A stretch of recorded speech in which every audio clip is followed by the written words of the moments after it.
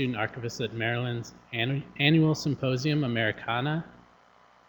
This year, our title is Archival Activism and Social Justice.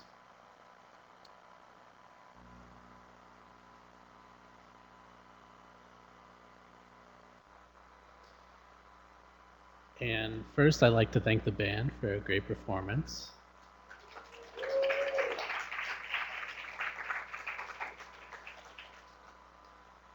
And I would next like to say that on your programs, you may have noticed that Carrie Conn-Williams is listed as a presenter.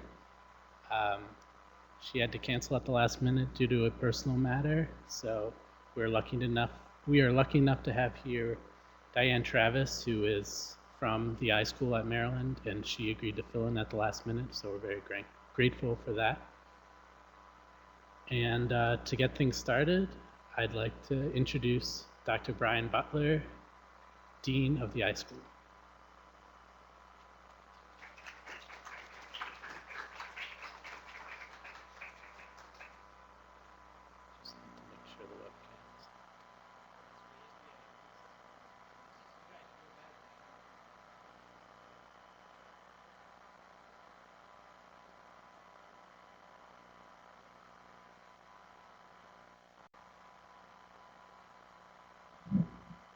Is it working now?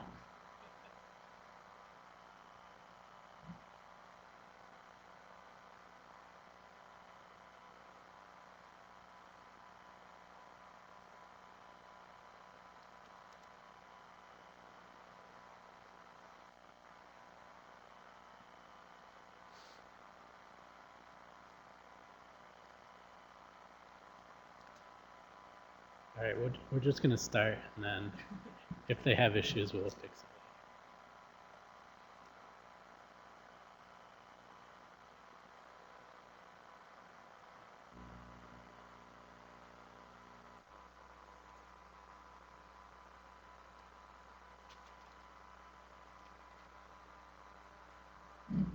So I've been impressed with how well you guys organized this. On Sunday morning, as I was driving into campus on NPR, they were running a story on people having a thing for things, and they were talking about a visit to, I think it was the Explorers Club, and how one person was kind of feeling the magical, kind of the influence of seeing cloth from the Wright brothers plane, and a flag that had gone to the moon, and the other person was going, it's interesting, I just don't get it.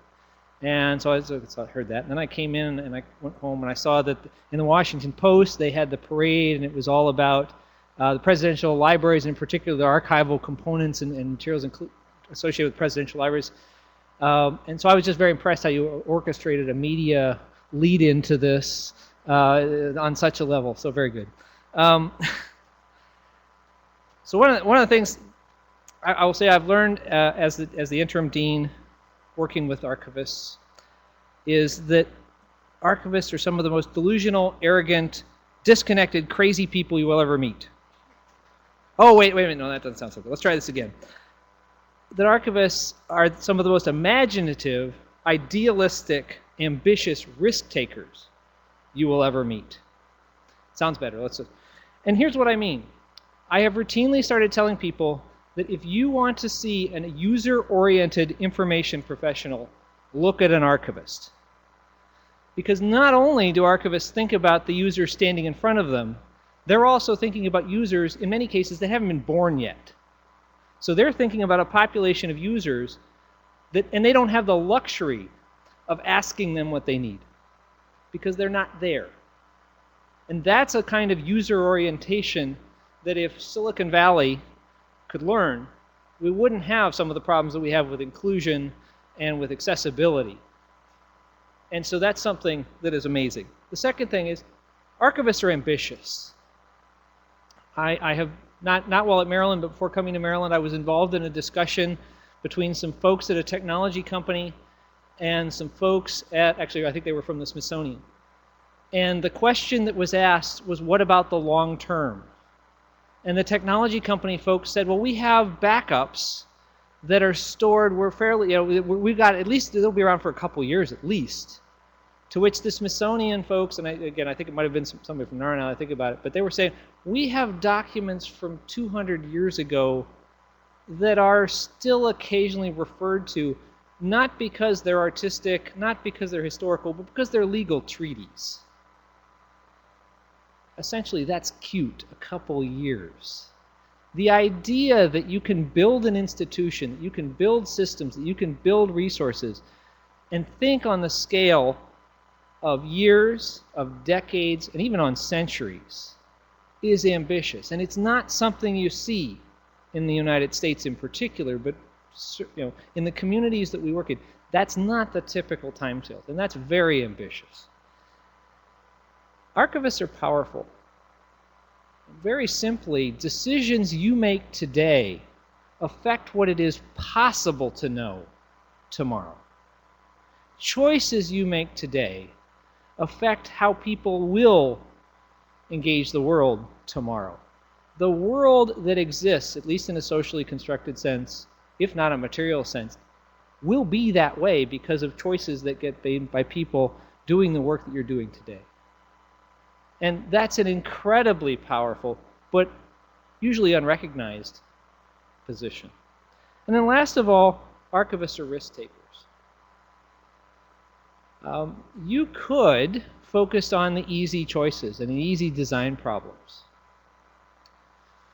Disney has made quite a bit of money by keeping track of princesses and then pulling out anything having to do with princesses over the past 5 years. They went back and anything they could find related to a princess, they made a buck on. Did very well. And that's, to a certain degree, predictable. Takes a little creativity to see that. But there's some easy things that could scale up. But especially you look at things and say, yeah, but how do we do inclusion? How do we do diversity? How do we keep things for everyone? How do we represent different perspectives? How do we combine these perspectives? Perspectives that sometimes are fundamentally irreconcilable. How do we, again, build institutions that last for decades, that work for everyone? That's a hard problem. Frankly, work for someone. Sometimes that's a hard problem. Transparency, creativity, and social justice. These are all fundamentally hard problems which I can say with complete confidence we will get wrong. Social justice is not something we're going to fix.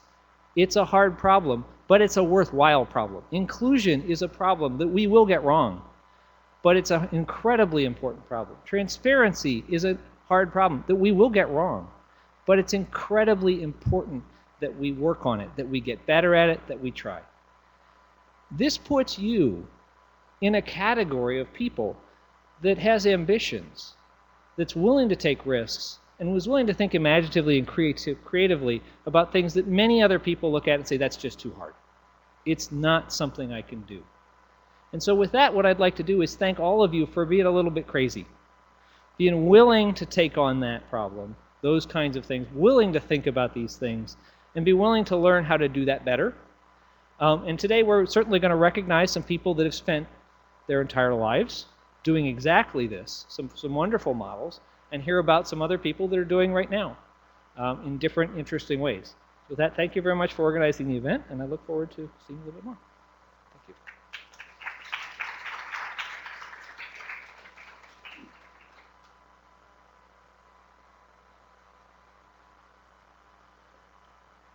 Up next, we have speakers from the iSchool, Dr. Kurtz and Dr. Bruce Ambacher, talking about some new iSchool fellowships and the DCIC.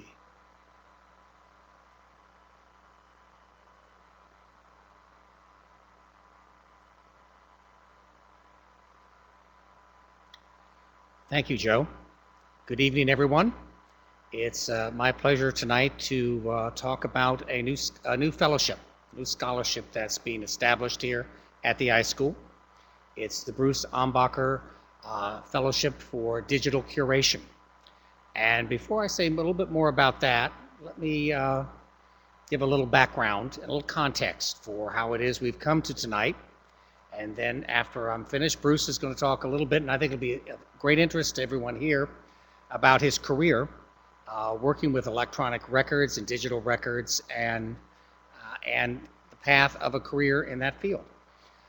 As you all know, we have spent at the iSchool the last 3 years or so, or more, creating several initiatives that we really hope will strengthen the educational opportunities in archives and digital curation so that our students graduate with the best opportunities possible ahead of them. And so we created first the digital curation specialization, and Bruce and I and others at the iSchool, including many students, worked on creating that. Then we integrated archives and digital curation into a very strong specialization. We established the Digital Curation Innovation Center, which is really designed to be at the intersection between education and research and training. And so I'm very proud to be the Associate Director for the center. And so with that background, several of us started to talk about how is it that we can support students who are working in this arena. And so Bruce very kindly allowed us to use his name, which is well known in the field of digital preservation, electronic records, and archives, to name a fellowship. And this will be a $5,000 fellowship, which will begin this fall. And so it's been funded, and we're ready to begin. And it will be open to students in the fall. We'll be putting out announcements about how to apply and all of the details of that. We have yet to work all of that out. We have secured the sponsorship with Bruce. We've secured the necessary support to do it. We've had tremendous support from the iSchool. I particularly want to thank Larry Liff, the Director of Development, who's been key in making this happen, and also the support of Dean Butler and others. And so this is a particularly personal pleasure for me because Bruce and I worked together for more decades than we would ever admit to anybody, for a long time at the National Archives, a long, long time, I'd say. And we've been through many, many things together in our professional lives. And so to see this moment come when we can recognize him, when we can begin to provide, I think, some more substantive support to assist students, this is a great combination, a lot of synergy in it. And so I don't want to take up any more time, except there'll be much more information to come. And I'd like to turn the spotlight over for a moment to my esteemed friend and colleague, Bruce Ambacher.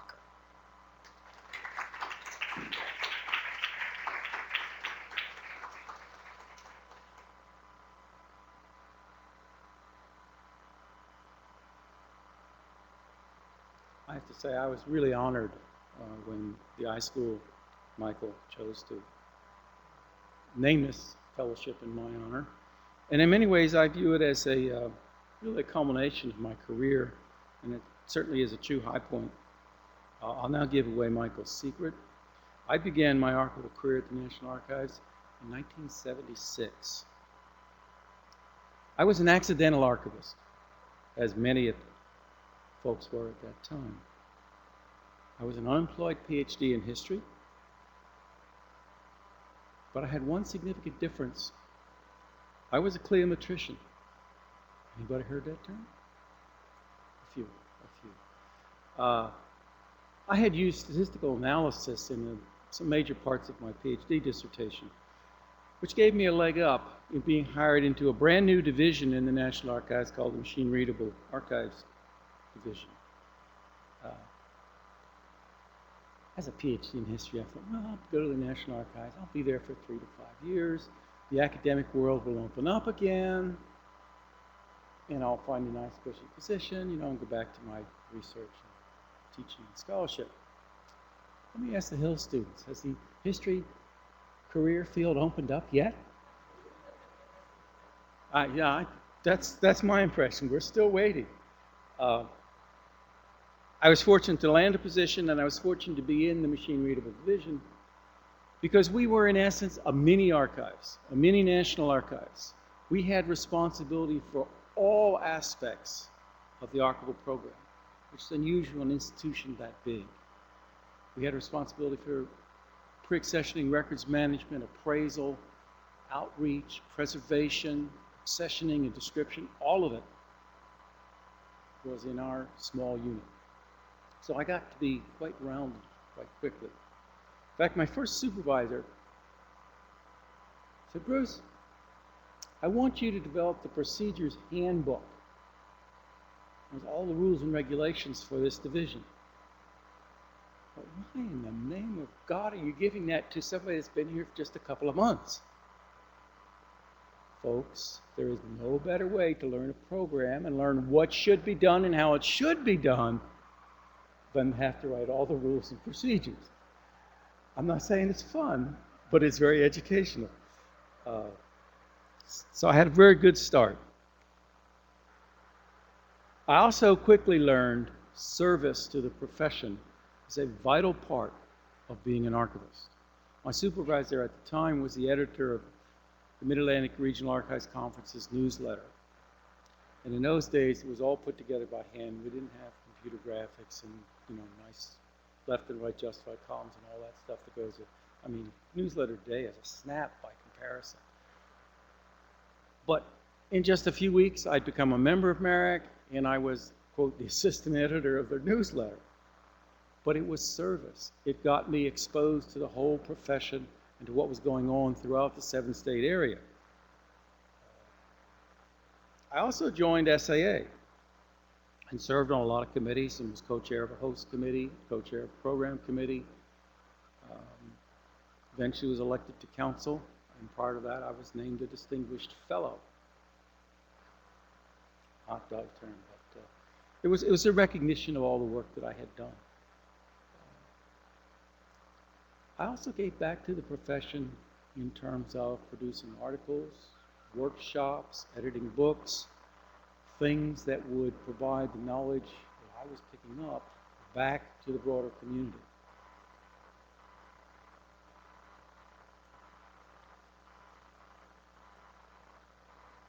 Outreach was another area that I want to stress because it should be a vital part of all of your work. I had the good fortune to be the only archivist on the development of the OAS reference model. This introduced me to space scientists. Now, Brian Butler was talking about some crazy folks. These are folks that are responsible for developing standards for the entire space community around the world. And standards for describing moon rocks, life under sea, life in atmosphere. So it was quite a diverse group. They didn't know very much about archives, but I was able to point them in the direction of some good work. And I think I can be very proud of the OAS reference model as it developed. My outreach also extended to working with NHBRC, to working with the Smithsonian, to working with Wolf Trap, to working on the Federal Geographic Data Committee, to being the electronic records specialist for all the intelligence community agencies. That was a trip. That was a trip. But I ask you, how many archivists do you think actually sought to be published in photogrammetry and remote sensing? I did. Because I wanted to take the gospel out to the other communities that were trying to be pseudo-archivists. I wanted them to know what the right way was. How many taught, a workshop at the Small Museum Association? That was a lot of fun. So, education is also another way in which I was able to give back to the archival community. Inside NARA, I was co-director of the Modern Archives Institute for a number of years. I taught a lot of in-house courses, including for over a decade, I taught the history of the National Archives. My version, not the official version. So I made sure some good things got in there. I also was the archival coordinator for the Applied History program at George Mason University before I came to the University of Maryland. When I retired from the National Archives in 2007, I stayed retired for 3 days. and came over here as a visiting professor. I had the opportunity to develop the first digital preservation class. I was just talking with the current instructor about that. I also was the coordinator of the archives program. That was a happy task. I was sponsor of SAM in my time. It was also a sad task. Every spring, I would get to see the transcript of every student who said they were graduating as an archives major. They had all the requisite courses, but it was like spaghetti. It just didn't mean anything. This bothered me. Still bothers me.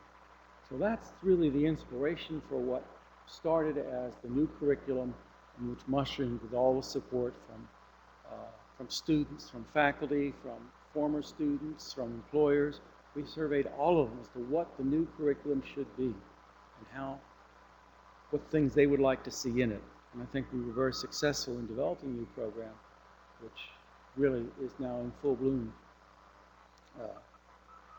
I am very pleased to have had a role in the development of this new curriculum and honored that my former colleagues chose to name the fellowship for me.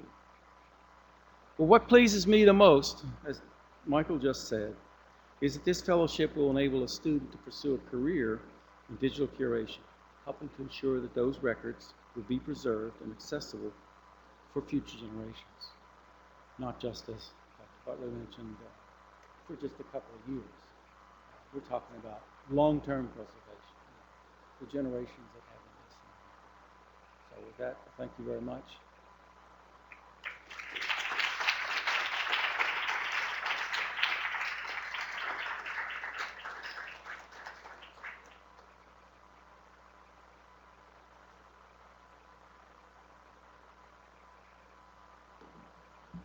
Thank you, Dr. Ambacher.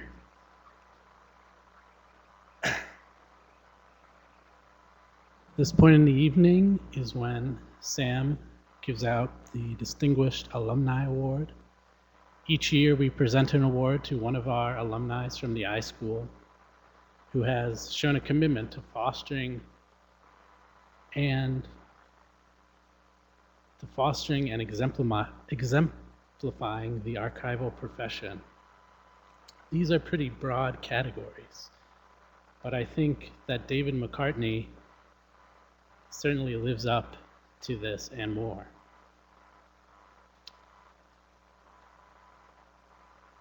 David entered the History and Library Science program at UMD, concentrating in archives in 1995, and has played a strong role in the archival profession ever since.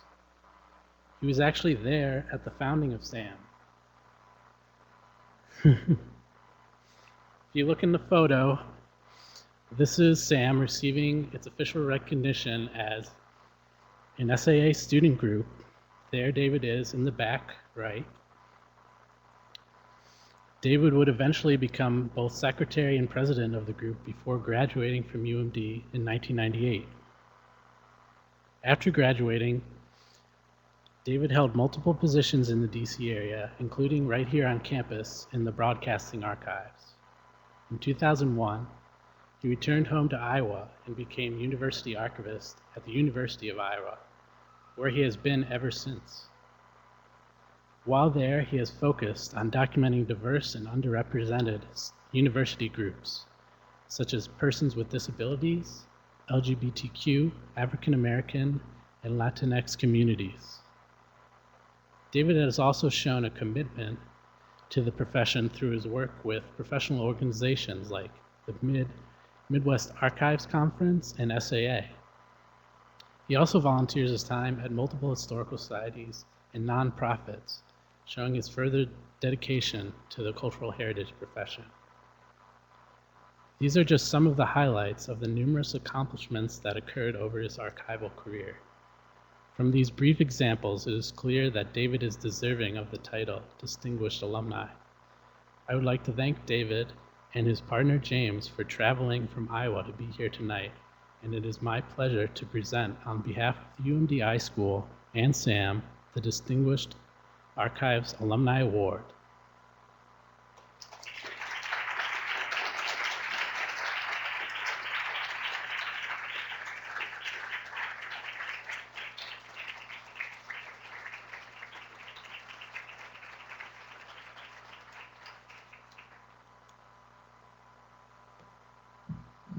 Joe, thank you so much. Thank you to the student archivists at Maryland for this honor, and my thanks also, of course, to the University of Maryland College of Information Studies. I'm deeply honored and grateful for this, not only for this specific recognition, but also for the remarkable opportunities that the iSchool has made possible to hundreds of information specialists over the past half century. This evening, we celebrate those opportunities. I'm especially thrilled that this year's Americana Symposium addresses the topic of convergence of archives and social justice. I really want to treasure for the rest of my life the remarks that Dean Butler made a few minutes ago about how we as archivists can, in effect, serve as agents, not necessarily agents of change from without, from changes that concern our society, but changes that affect our profession in the way that we document those changes that occur without. And it is absolutely stunning and inspiring to see projects that are emanating from the grassroots in that endeavor of making that documentation possible. Like all of you, I'm eager to learn more in a few minutes about 3 community documentation projects that exemplify the role that archivists play in creating these vital and essential historical narratives. As a colleague of mine at the University of Iowa likes to say, and again I'm echoing a sentiment from Dean Butler a few minutes ago, our commitment is not necessarily only to preserving the past, but it is to accommodating the future, our future constituencies, whoever they may be. How we conduct this documentation is the result, in part at least, of the education that we receive. We are shaped, we are influenced by mentors who provide us with the guidance and direction and inspiration that sustain us in the work that we do. And one such mentor whom I will always remember with great fondness and great admiration is Frank Burke. Dr. Burke established and for many years coordinated the archival education program here at the University of Maryland. And Dr. Burke, I am sorry to note, passed away this past November at the age of 88. I remember meeting Dr. Burke very well. I actually started here in the fall of 1994. I like to joke with friends that it took me 4 years to complete the 3-year Hills program. But in 1994, that spring, I was looking at programs around the country. My spouse, James, and I were visiting other programs. We indeed visited Austin.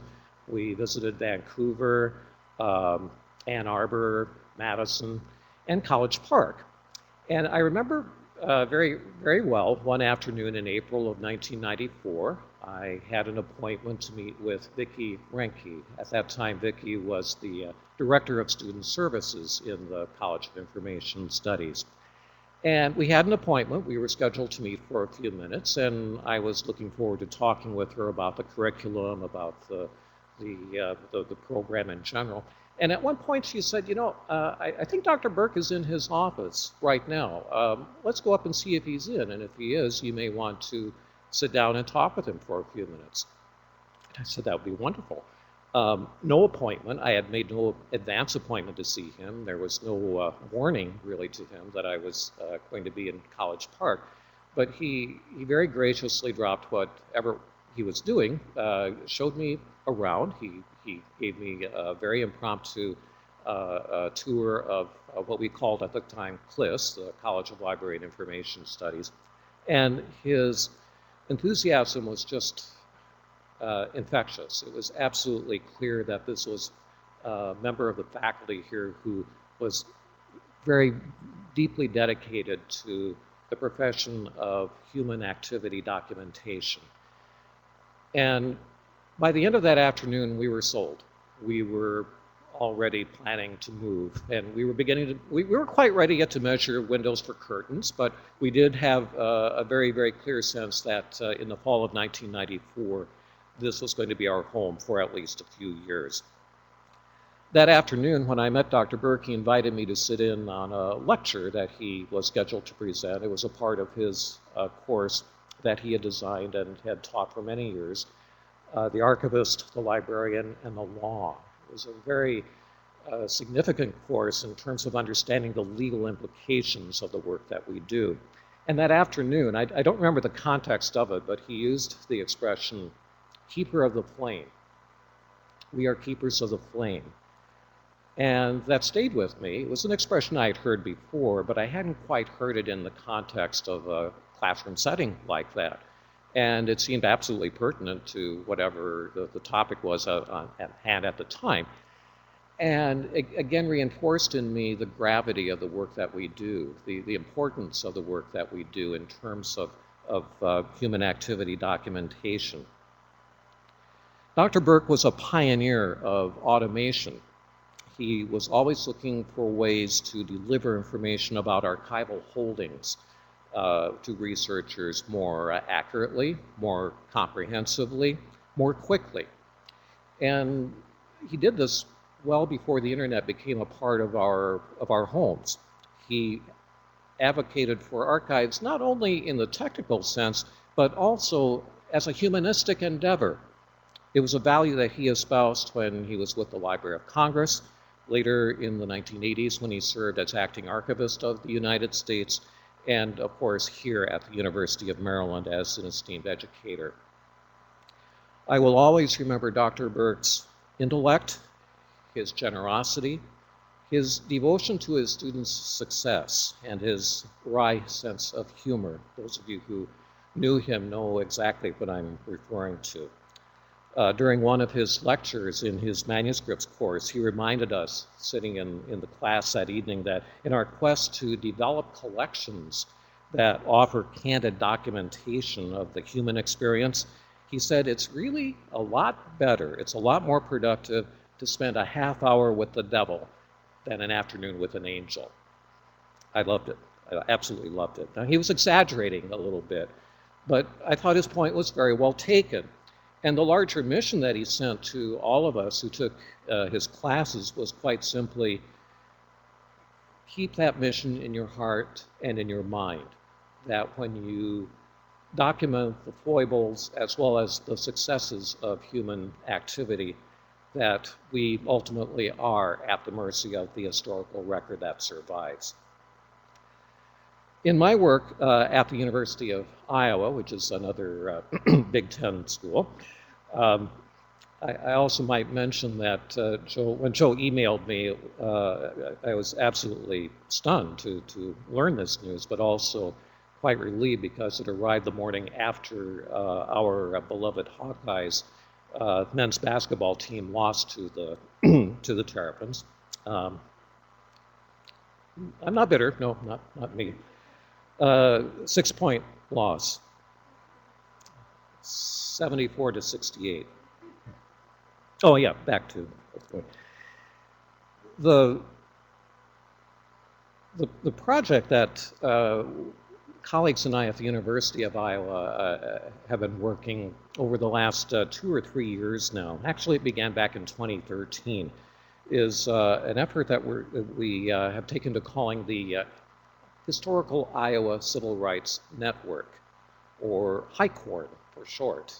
It's an acronym that, of course, being an Iowa-based project, we have to get that corn word in there somewhere. So HICORN is an initiative that several colleagues and I established in 2013. I co-founded this with my good friend and colleague, Mary Iber, who at the time was the science librarian and archivist at Cornell College in Mount Vernon, Iowa. And we talked about this as an idea after we both came across stories involving alumni of our institutions who were involved in the mid-20th century civil rights movement. I learned from one of our undergraduate students in 2012 of the experiences of a sophomore at the University of Iowa in the mid-1960s 19-year-old young man who participated in Freedom Summer in Mississippi in 1964. Those of you who are familiar with the highlights, at least, of the civil rights movement, Freedom Summer in Mississippi was an effort to register African Americans to vote in a state that had, at the time, a 7% participation rate among adult African Americans eligible to vote who were in fact registered. It took an enormous amount of courage at that time, if you were a black citizen of Mississippi, to attempt to register at your county courthouse, because you could face very, very serious reprisals, not the least of which, of course, would be death. You could be faced with the loss of your livelihood. You could be faced with all types of risks. And so this was an enormously challenging time that attracted a number of volunteers from around the country, mainly college students, but also members of the clergy, pro bono attorneys. In all, about 800 volunteers from around the country descended upon Mississippi that summer in order to carry out this project, which was coordinated by the Student Nonviolent Coordinating Committee. And from the University of Iowa, there were about 11 or 12 students who participated. It was dangerous work. 4 civil rights workers were murdered that summer. Many more suffered serious injuries when they were attacked by white segregationists as they carried out their work. Steve Smith, the 19-year-old sophomore I mentioned, was among them. Steve grew up in Marion, Iowa, a small town just outside of Cedar Rapids. And in the middle of the summer, July 15th, 1964, late that night, Steve and a co-worker from the Student Nonviolent Coordinating Committee were delivering voter registration materials from Jackson to, I believe, Greenwood, or another community in the Mississippi Delta region. But they were stopped along the way. They did not complete that trip. Both men were arrested, taken into custody in a county jail in a town about 30 miles outside of Jackson. And according to Eric Morton, the other co-worker who witnessed these incidents, he said that Steve was particularly brutalized because he was regarded as one of those damn white northern Yankees who were coming down to stir up trouble. Steve was, for the crime of delivering voter registration materials, was beaten severely. He was, as I said, detained for about 3 days. Steve died in 2009 following a lengthy illness, and I regret that I never had an opportunity to meet him. Indeed, I grieve for him often. And this is maybe a bit of a cautionary tale I might offer to those of you who are currently involved in SAM and as you prepare for your profession. You very well may meet people through the records that you maintain that you might not meet personally or directly, but somehow something in their record resonates with you and you become attached to that person. And I'm thinking that Steve and I are friends, even though we've never met and we never will meet. But rather than allow his story to be forgotten, his experience in Mississippi has instead compelled my colleagues and me to pursue the stories of Iowans like Steve, who took part in the mid-20th century civil rights movement, both at home in places like Des Moines, Waterloo, Davenport. Those communities in Iowa were very active in moving forward with anti-discrimination ordinances, and also elsewhere in the Deep South, where, including the Deep South, where Iowans took part. So far, our project, HighCorn, has identified relevant holdings at 14 repositories around the state. We have conducted or assisted with the production of over 20 oral history interviews so far.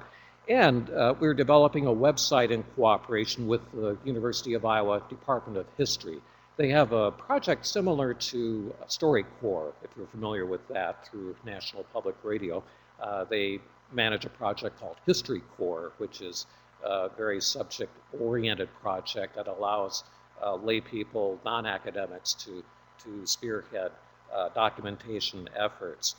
And through History Corps in the Department of History at UI, we are developing a website which will share collection level descriptions and make this information available to the public. And we're intending to target primarily 5 through 12 educators in Iowa, along with those who are participating in National History Day activities. Last year, High Corn partnered with Iowa Public Television in producing and airing a documentary about the experiences of 6 Iowans, including Steve, who worked in Mississippi in 1964. And we look forward to partnering with the American Folklife Center's Civil Rights History Project, which is administered jointly by the Library of Congress and the Smithsonian's National Museum of American History. Dr. Burke's legacy is his encouragement, I would say really admonition, not merely encouragement, but admonition to all of us to gather, preserve, and share these important stories. I will always be in his debt. Thank you all very much this evening for this honor, and thank you for this opportunity to be part of a profession that empowers all of us to remember the remarkable who walk among us and who are too often overlooked. Thanks so much.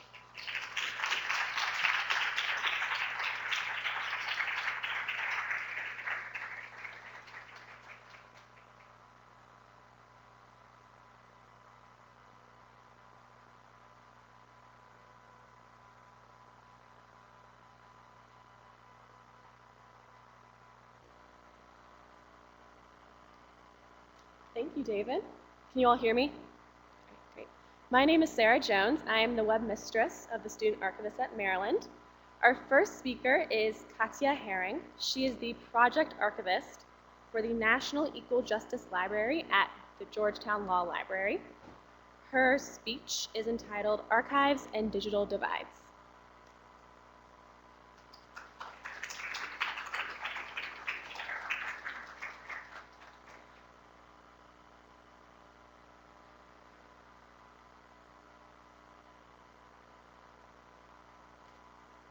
Hello, everyone.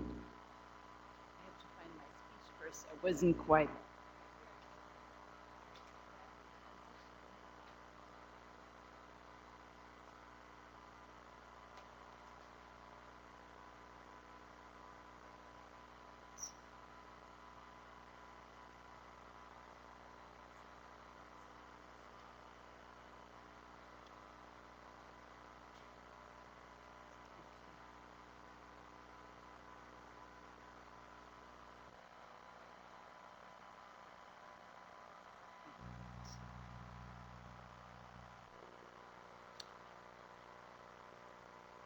Okay, so good evening, everyone, again, and thanks to Joe Carano and all student archivists at Maryland for the invitation for organizing this terrific event.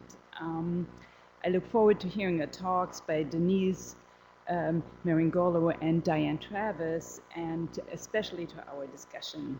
I work for the National Equal Justice Library, which is a special collection which is documenting the history of legal aid and indigent defense in the US. And it's also about documenting the history of poverty and anti-poverty activism. It's very much a social movement, archives. And as I was thinking about the event, about archival activism and social justice, and thinking about the issues that we might be talking about, I decided to discuss a somewhat broader topic and talk about archives and digital inequality, commonly referred to as the digital divide. Sam Wynn from SNAP and Miles Travis and a few other colleagues from SAA's International Archival Affairs Roundtable tried to organize a fishbowl discussion about the topic for this year's SAA in Atlanta, but it didn't get accepted. But we'd still like to facilitate an ongoing discussion about it in various forums, and I hope this will be one of them and the discussion will continue. My main goal is to raise a few questions, and I'm mostly interested in hearing what you think and hearing your reflections and also hearing about your experiences. Archival theorists like Randy Jimerson, of course, have emphasized the power of archives to promote social justice and empower marginalized communities. Social justice, broadly defined here as promoting a just society by challenging injustice and valuing diversity. Archives and documentation have always played an important role in many social movements in the past, as you know. And it was the labor movement, the women's suffrage movements, but especially in the course of the 1960s and 70s, in the course of the New Left and social movements, many archiving initiatives emerged that were closely tied to these social movements and to the new social history. Projects promoted history from the bottom up, and it was about sharing authority over the creation of a historical record, to use the often quoted term from Michael Frisch about oral history, using oral history to share authority over the creation of a historical record. And the Iowa Civil Rights Project is very much in the spirit. Early social movement archives were, for example, the Her Story archives in New York City in the mid-70s, feminist movement archives, squatters archives in the 70s and in the 80s, and many others. Archives emerged in the spirit and of Howard Zinn's also often cited 1970 statement at the SAA meeting, where he challenged archivists to step out of their neutral role and humanize their craft and promote peace, equality, and justice, which he said that our present society denies. And in this context, activist archiving, based on Ben Alexander and Grace Leal's definition, describes an approach to archival practice which rejects neutrality and passivity and acknowledges the role of a record keeper in actively participating in the creation, management, and outreach and provision of access to archives in collaboration with the community. And this is the critical aspects here. Developing collaborative relationships, documenting a movement with a specific community, also in the spirit of the post-custodial model, where the archivist is one part of a collaborative effort. And Denise will be able to talk much more about this also, based on that. I'm really curious to hear what you have to say. And in this broader discourse about community archives and activist archives, digital archives are sometimes presented as a tool to empowerment for marginalized communities. As a possibility to open up an archival public sphere, enabling documentation across the diaspora, lower the threshold for the creation of materials, and democratize access to historical materials. As archives were during earlier period, archives that collect both digitized and born digital materials are a tool in community and movement building. It's of course documenting Ferguson, the Baltimore Uprising Project, the Occupy Archives, the South Asian American Digital Archives. There are so many community archives projects out there.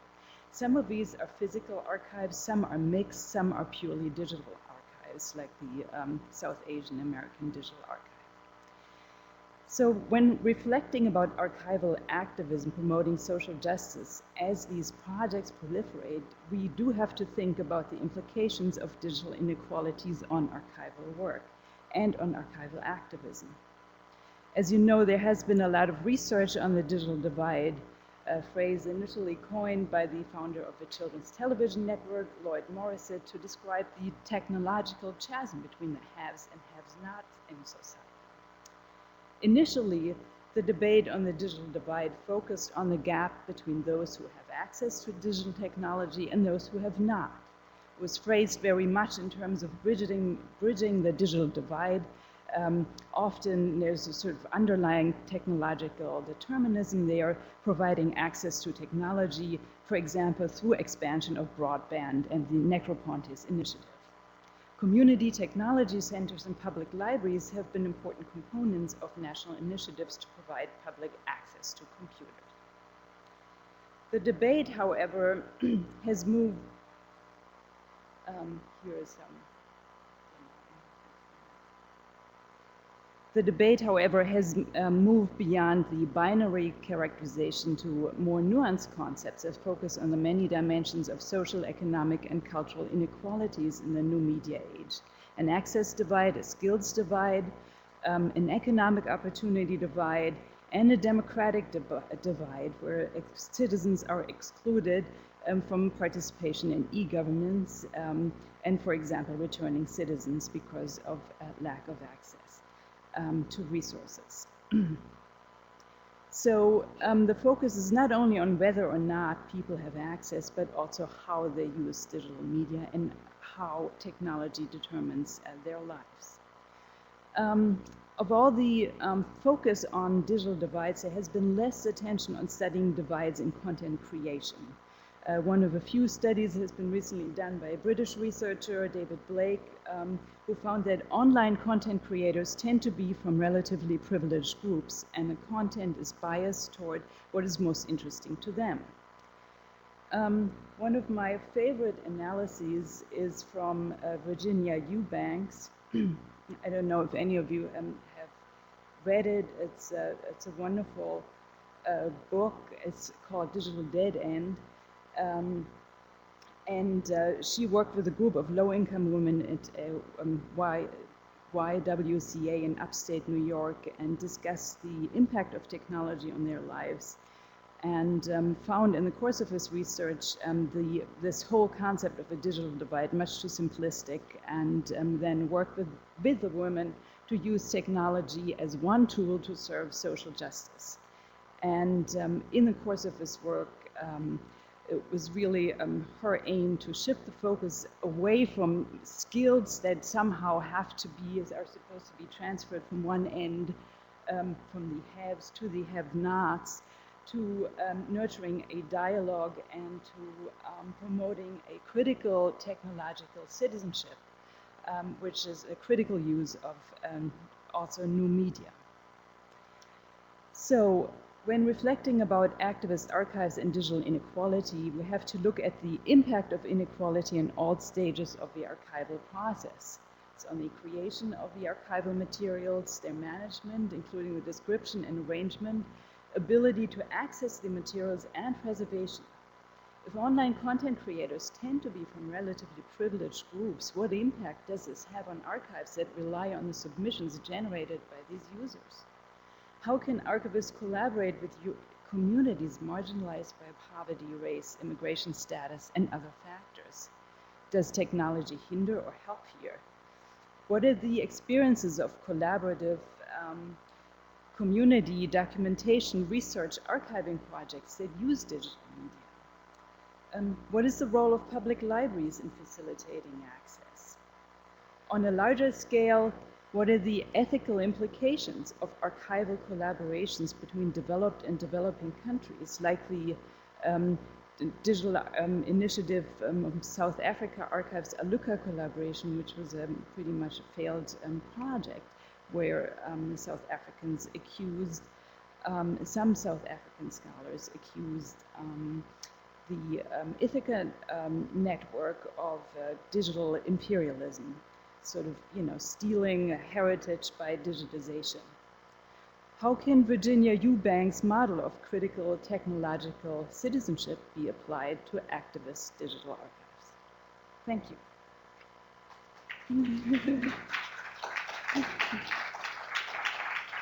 Okay.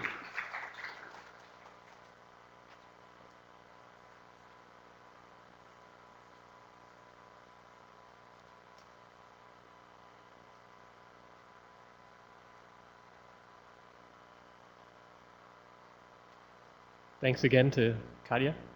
Hi everyone, my name is Connell Hutter. I'm the treasurer for SAM.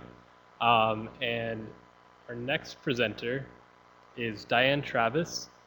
Diane is a doctoral student here at the iSchool, and she also serves as a research coordinator and events manager for the iSchool. And her topic is entitled Revisiting Segregation Through Computational History, the case of the World War II Japanese-American Tule Lake Segregation Center. Please welcome Diane.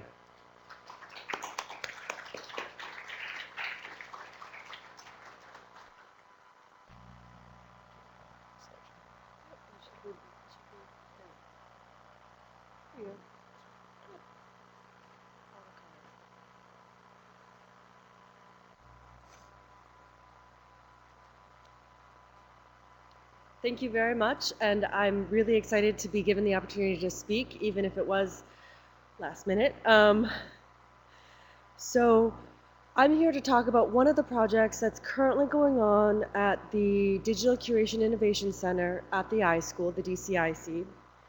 And I've been working on this project since its inception, first as a master's student, then as a staff volunteer, and now as a PhD student. And I'm now the project lead of this project.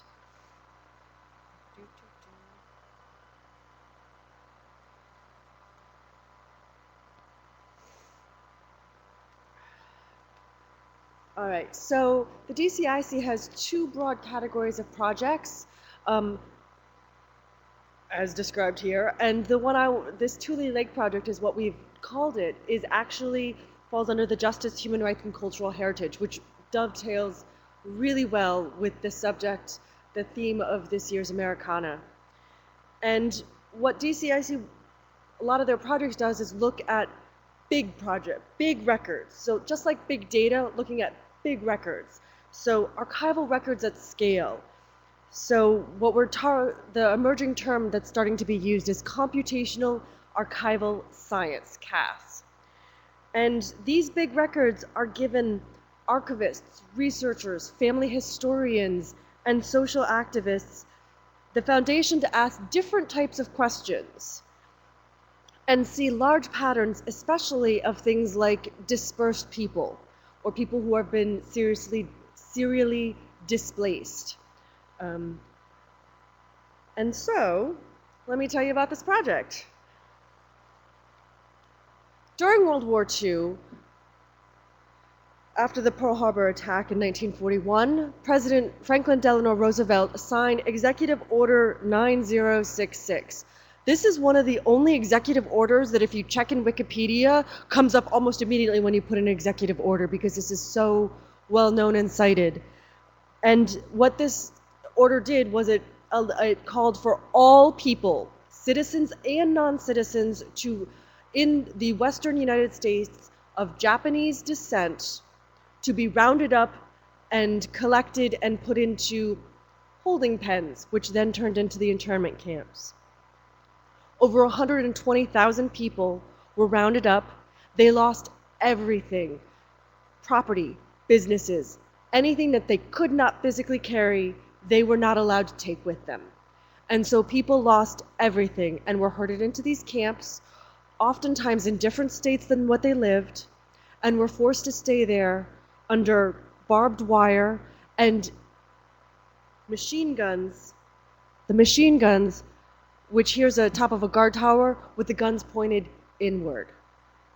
And that's how these children who were born in the camps or were sent to the camps, or these families had to live with the constant threat of being, at best, hurt, maimed, or at worst killed. They had no idea what was going to happen to them. And they were never told at any point throughout their camp experience whether or not they'd actually get to go home, or if they had a home to go back to.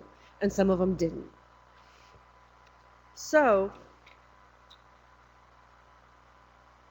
the Japanese American community, we found, is just able to start talking about this.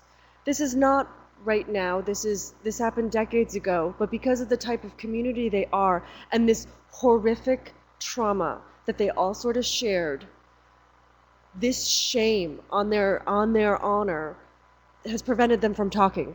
Many survivors of these camps have just started to talk about it now when they're in their 70s and 80s, because their family members have passed away and they feel that it wouldn't dishonor them anymore. So because these survivors don't want to talk about it, sometimes the only thing we have to try to figure out what they experienced is to look at the records and to try to piece them together, to provide a narrative so this never happens again. And language matters, and who controls the narrative matters. And archivists help that narrative and who gets access to these records. to go back for a second.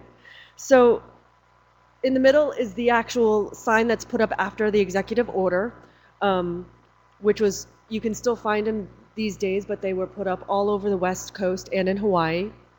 And then you can see pictures of children. I mean, they had to have schools in the camps because children were sent there along with their families.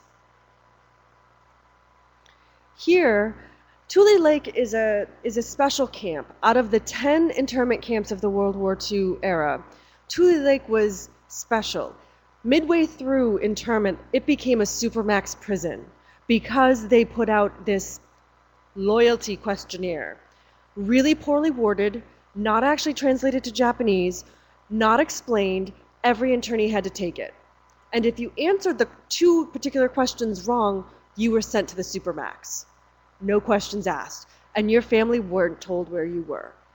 And so what you see here on the left is the prison of the supermax internment camp. It's the only standing structure currently, and I actually visited there last summer, and you got to see there's actual penciled drawings of people who were put in the jail. Nobody in the community currently, the Japanese American community, knows who's in the jail or who was ever in the jail. There was a jail, there was a stockade, and then there was the camp. All of that was in the camp. Why this is important is I was talking with Satsuki Ina, one of the prominent members of this community, and she said how she found out her father, she knew her father was in the camp. How she found out, because she was born in the camp, how she found out her father was in the prison was a photograph was displayed with no names, just saying, hey, these were people in the prison. And she's like, but that's my father. Why was he there? Apparently the technology does not like me. Okay. And she's like, why was he there? And nobody can give her an answer. She has no idea what happened to her father, what he did or didn't do to be put in the jail. She doesn't know how he was punished or when he was released. All she knows of when he was entered the camp, when he was sent away from his family while the rest of them were in Tule Lake, and the fact that she got to see him as a small child when they were reunited. And that's it. So these are very important. And part of this is, you see on the right is a blueprint of Tule Lake Camp. More than 24,000 people were crowded into this camp that was not built to handle this numbers. And it's in a very, very desolate area. I went there and I'm like, if I was from San Francisco and born there, like people were, and then dropped, I don't know if you can tell from the picture of the jail, and dropped in the middle of the Northern California desert on the borders with Nevada and Oregon.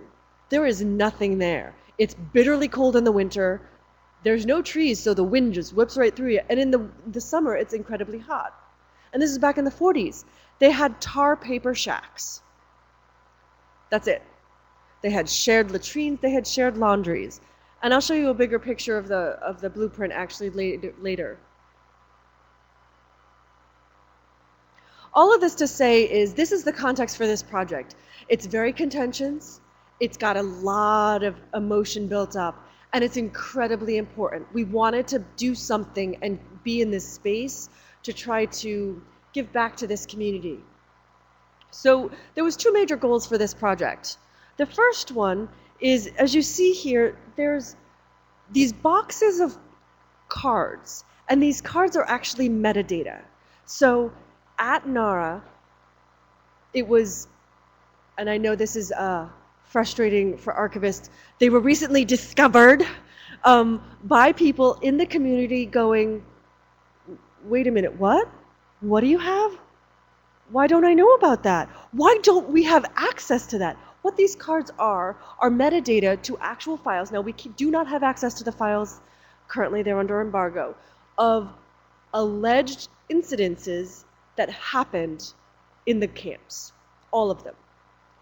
Things like we have, I don't know if it's clear, there's a date, there's a person or people's names, there's a type of incident. So this one in the middle, the big one is riot, there's burglary, there's all sorts of other things. And then there's a little bit of description sometimes, or there's a place. and it's filed by camp. Why this is important is also to note that these are alleged. We have no idea if they actually happened or not, because who's making these reports? It's not the detainees, it's not the internees, and we don't know what happened to them after this. But even that, they didn't know. So we have not, people in the community do not have yet found the records for people in the jail. They have not found the cemetery records. They have no idea who's buried at the camp and who have been built over. They have no idea who was punished for what. And these are all very, very important questions for this community and for historians of that time. So what we wanted to do is we wanted to digitize these fantastic metadata cards. Here's the wrinkle, though. There are 26,981 cards, 21 linear feet. Digitization takes time if you're doing it hand by hand. We wanted to automate that because we're like, we don't got time for that. We have a project that has got to go. And we got survivors that are dying like every other minute. So we really wanted to get this going. So we wanted to digitize these. And that was goal number 1. Goal number 2, here's where things get a little tricky. We're dealing with archives of displaced people. And the people and the agencies who made, we have federal agencies. We have I think there was about 6 different federal agencies, some still existent, some not, who created documentation, including military, including the War Relocation Authority, and that sort of thing. We have, up to the left, you could see a photograph. We have lots of photographs. We actually have videos down in the left corner of oral histories. We have oral history transcripts. We have, that's the colorful map up in the center. That is a geo-referenced map of the camp. And then we had the metadata cards. We actually have the newsletters that were published or produced by the internees while they were in camp to try to keep track of everything. And then we also have handwritten records. All of these, different places, different formats, different people control them, and we want to say, hey, how can we make it all connected so we can find out what's actually going on? What happened? Who did what where? And why? So that's what we were thinking to do. Here's a little example. So on the left you see a photograph taken at Tule Lake outside the hospital building. You see a map where the hospital building is blown up, and then you see an article from the Tulean Dispatch, which is their internal newsletter, referencing the hospital. We created a platform to connect those and connect them onto the map. So you click the map on the hospital and suddenly the photograph pops up, this article pops up, and anything else that references the hospital pop up. And then we can attach more records as we get them. But we wanted to be able to make this sort of graph. It's a graph database is the underlying thing. And we wanted to sort of make that connection so you can search these relationships, you can search these places and ask interesting questions. So here's the map in big, and it's not clear, sorry. Each little square is different color coded.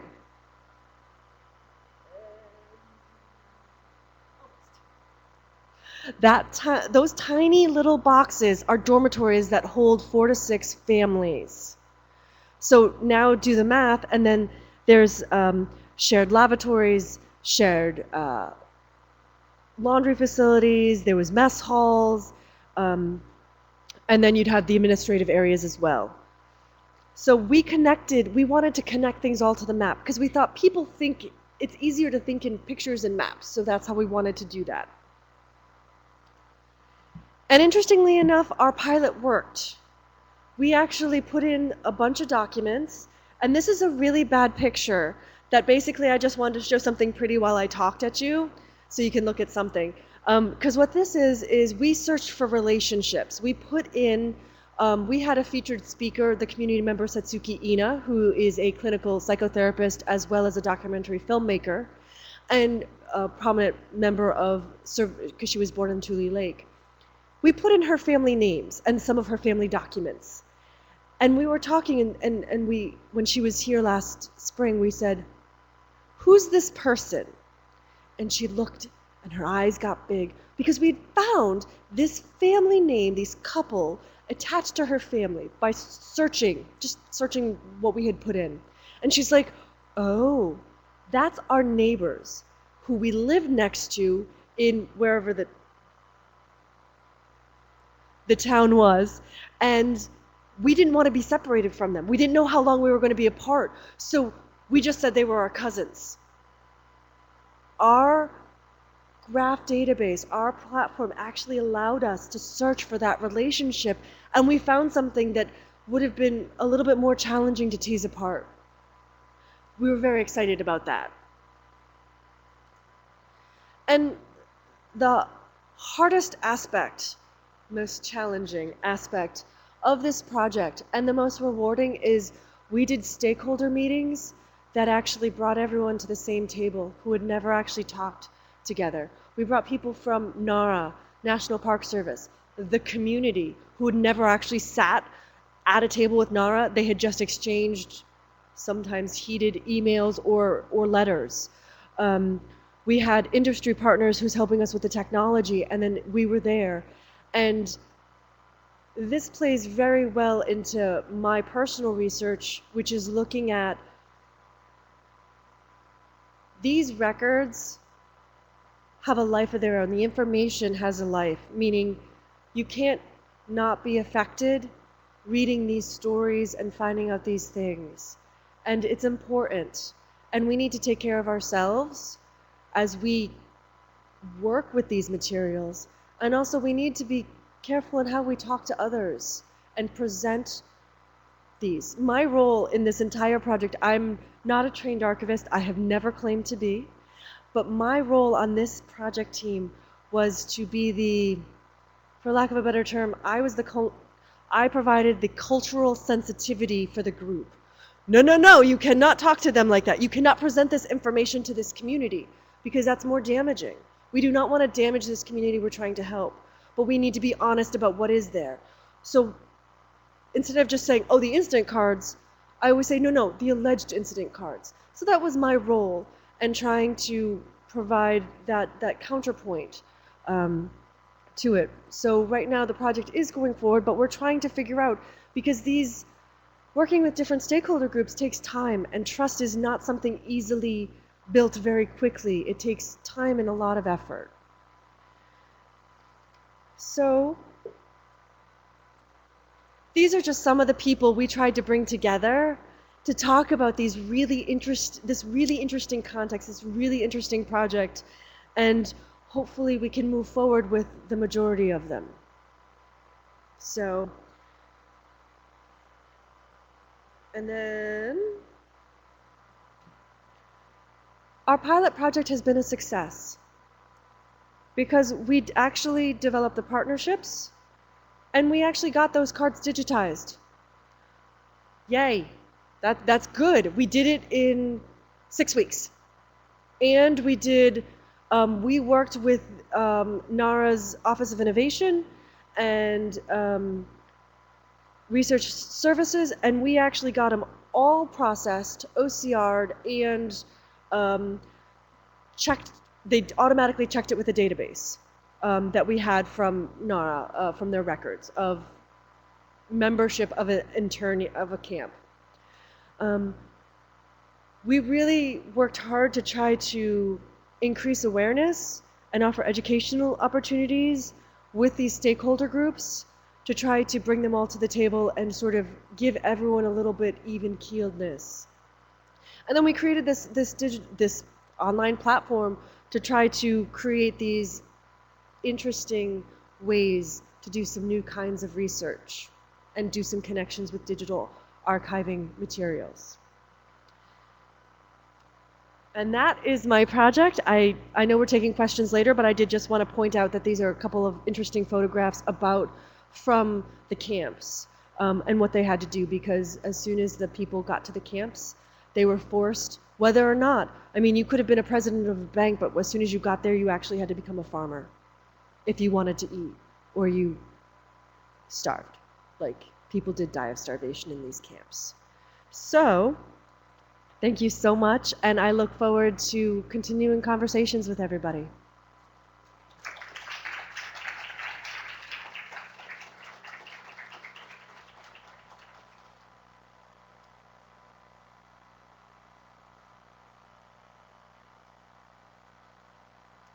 Thank you very much. My name is Edith Sandler. I'm the secretary of SAM, and I'm here to introduce Denise Meringolo. She is the director of public history at the University of Maryland, Baltimore County, and she's also the creator of the Preserve the Baltimore Uprising project. So today she's here to talk about the radical potential of community-based digital collections.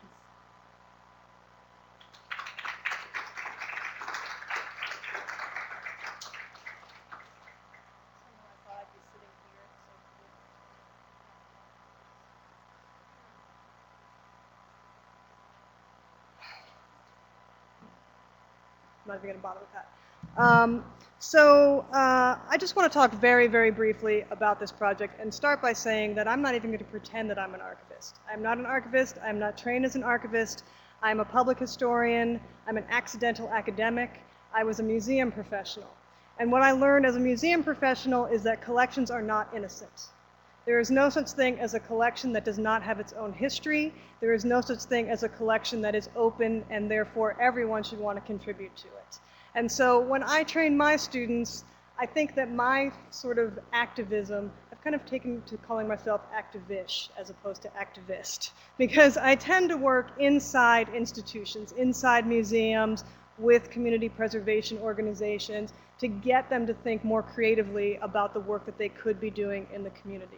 That said, on the spectrum of public historians, with one side being what I might call public intellectuals, who are interested in talking about history in a way that's easily translated, I kind of sit on the other end of public historians, and I really believe that public history has the potential to be a radical part of public activism, and I kind of sit there. So let me take you back to the spring of 2015. I was teaching my regular graduate level introduction to public history. In that course, we do a community-based project with a preservation organization. My students do content for a CurateScape app, which is called Explore Baltimore Heritage. It is a useful project because they have to think about how to do research, but how to get it to be relevant to a community organization, how to get it to fulfill their needs, which is to get people really excited about preservation. We also talk about the history of public history, and I open up with my definition of public history, which is this. Public history is a form of public service.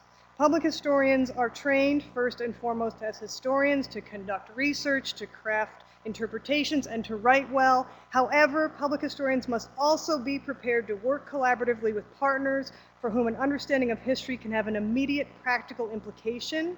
Public historians produce original interpretations that build bridges between scholarship and everyday life by respecting the ways in which their partners and audiences use history and by balancing professional authority against community needs. And I was really successful that semester. And I know that I was successful that semester because in April, Freddie Gray was killed in Baltimore. And my students realized that they needed to do something. They wanted to be responsive and they wanted to be responsible. They wanted to know what was the role of public history in this particular situation. And we spent a whole class period, threw away the syllabus, talking about what could we do, what was reasonable to do.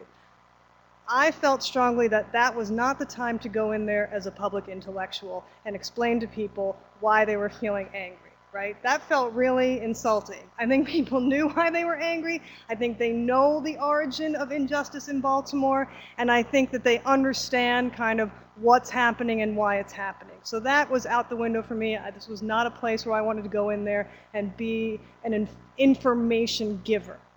So what we decided was that we wanted to create space for that community to share what that was happening on the ground at that time. At first, we talked about using our classroom blog, like to open it up so that people could contribute stories there. We tried that for a while, a day. That didn't work. And finally, I thought, okay, what do I know how to do?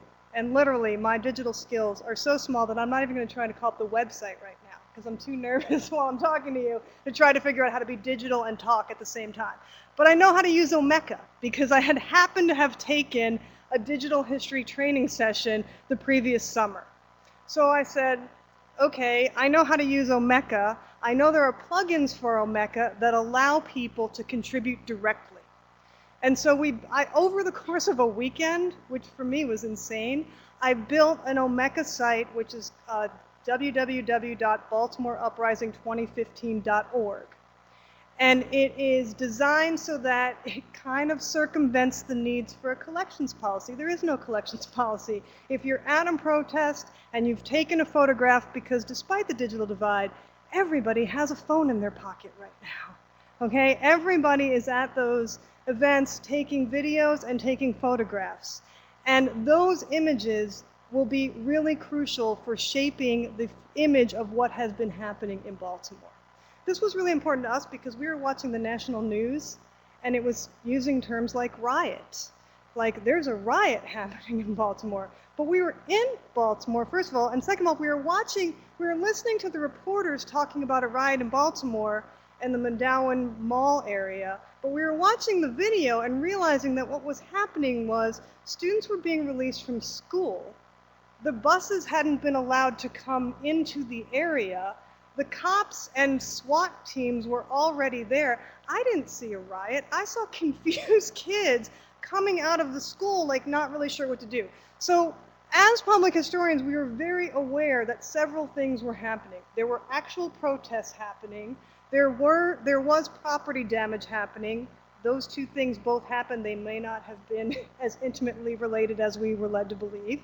And there was a media story that was being spun that fit everyone's image of what Baltimore is, which is a city of, it's Oz or whatever. I don't know, Homicide, that was the last Baltimore TV show I watched. So, you know, we wanted to influence that. So we built an Omeka site, we put in the plugins, people can contribute directly, but I had done my work backwards. Because as a public historian, I normally do my community building first. I normally go out there and build relationships and make sure people trust me and make sure I have the connections before I do a project, because it doesn't make sense to me to do a project and then hope that people come, right? But I had no choice, because sometimes in your desire to be responsive, you have to let go a little bit of your desire to be cautious. And so I was doing sort of the work backwards. Simultaneously, the Maryland Historical Society had put out a call for images and reminiscences and not artifacts, digital representations of the protests. They didn't know what to do with them. They've never had a born digital collection. So they put out a call for digital materials, but then they were kind of dropping them into a Dropbox account and didn't really know how to collect them. Now, it just so happens that someone in their digital archives, who's also not an archivist, was one of my former students. So he called me up and said, you've got a site, we've got a collection, maybe we can put these two things together. So the Maryland Historical Society is now kind of the keeper of the Baltimore Uprising Omeka site. A few things, there are pros and cons to this. The pros are the Maryland Historical Society is a collecting institution. They maintain an archive. I can trust that they will make sure this is a permanent part of their collection.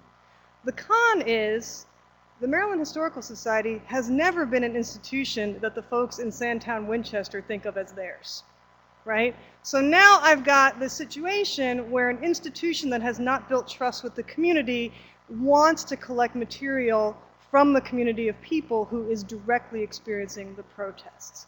So what have we been doing? A few things.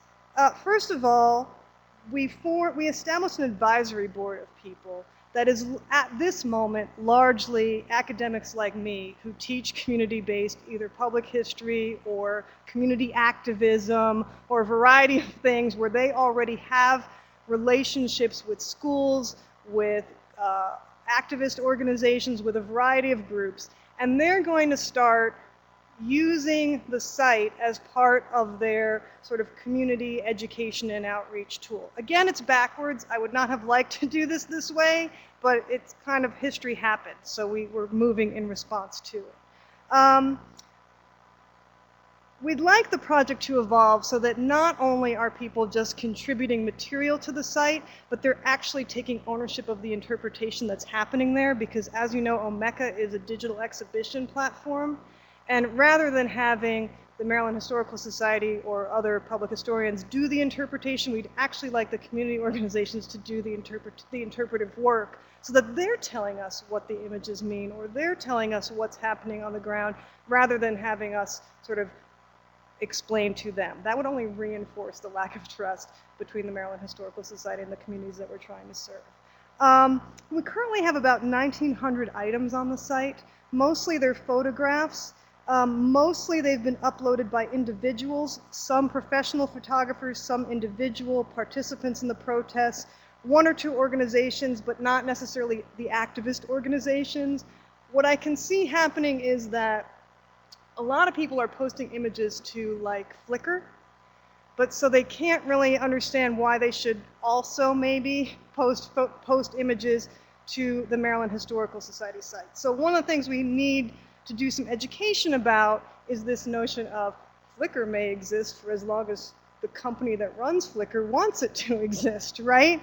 The Maryland Historical Society is going to exist theoretically indefinitely, right? And so if your collections are there, they're protected over the long term. So we've got some work to do education that way. That's where I feel the digital divide is. It's actually not, in this particular case, with access to the digital, it's about understanding the difference between where you place your digital materials and what that means over the long term. We've made some improvements so that the site is more searchable. We've created a controlled vocabulary of subjects. We tag every item with as much identifying data as we can. They've enabled locations. This is all what they told me. I have no idea how to do this, but this has happened at the Maryland Historical Society. We're also thinking about a long-term strategy. And this, again, is backwards. But because the Maryland Historical Society had never had a born digital collection, and because I'm not an archivist, I was like, well, it's an Omeka site, isn't that? And it'll be on a server, isn't that long-term storage? But it's not. So we're kind of exploring options for redundancy, where we can save these materials digitally in several places. It's possible that the Maryland State Archives will provide us some digital space to maintain those collections as well. And then next week, the National Council on Public History is meeting in Baltimore. I'm the local arrangements chair. You're all welcome. I hope you're already registered. And we organized a working group there that's going to bring together folks who are doing similar work. So we reached out to the folks who are doing the Ferguson site, similar projects across the country, to kind of talk about this as a long-term issue, both practical and philosophical. Like, what are people doing for storage? How do those partnerships work? What kinds of outreach have you done to communities, and what's been effective and what hasn't been effective? How do you build trust when you have an organization that didn't begin from a place of trust with the communities that you're trying to serve? How do you engage activists who are really, although we as public historians think of ourselves as activists, we're not frontline activists, right? We're not we're wanting to support the goals of the activists in Baltimore, but we're not necessarily on the front lines of what's happening there. So how we can sort of figure out how our work can serve and benefit that frontline kind of work is something that we're also interested in. So I'm really hesitant to type anything in here, but maybe if you want to do it, I have like a million other things to say about like what's public history and what does it mean to be an activist public historian, but I'm conscious of the time, and I'd actually rather have a conversation than just keep explaining what we're doing. Thank you. Here, I'll do this.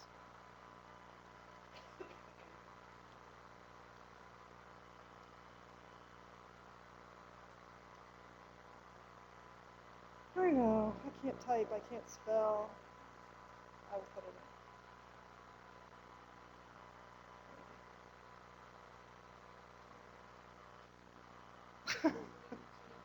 Thank you. Goodness gracious. Holy goodness, Baltimore. See, this is why. I should have come up and done this earlier, but I didn't. There we go. So here's what it looks like. We also recently, we've actually gotten a couple, the Maryland Historical Society has gotten a couple of grants, and one of the first things they're using it for is to hire someone who actually does digital design to make the site a little bit more attractive. Like I said, I kind of threw it up there. Like, oh, Mecca, yes, I know how to do that. Throw it up there and let it happen. But the site is going to be changing over the next couple of years. Something interesting that's come up, and I'm in a room full of archivists, so I'll throw this out as perhaps the first discussion question. But the way the site is organized and the kinds of information it asks for when you upload something has been sort of seen as off-putting by people who are not archivists who just want to add a picture. And so we've been kind of toying with how do you change that language so that you get the information that you need for the long term without making people feel like they're committing their lives to the next, like 20 minutes of typing in information to this database.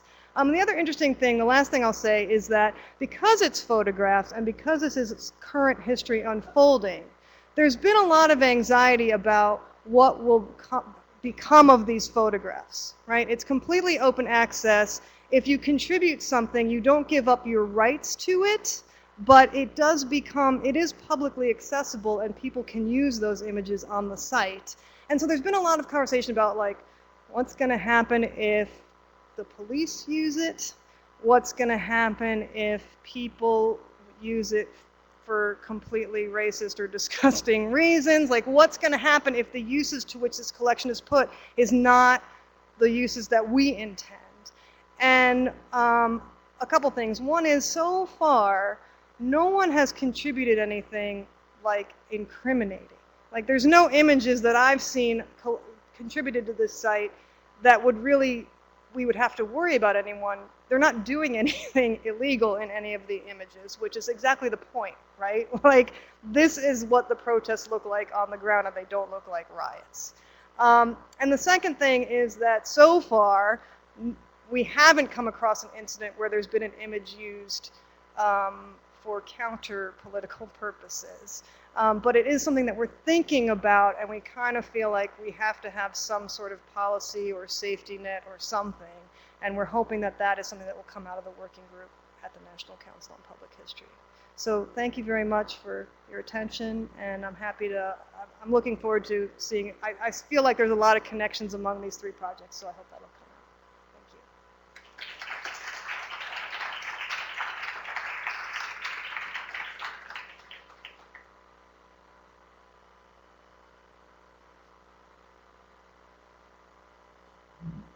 Well, thank you to all the speakers. At this time, I'd like to invite you all back up to the front of the room, and we can begin the question and answer session.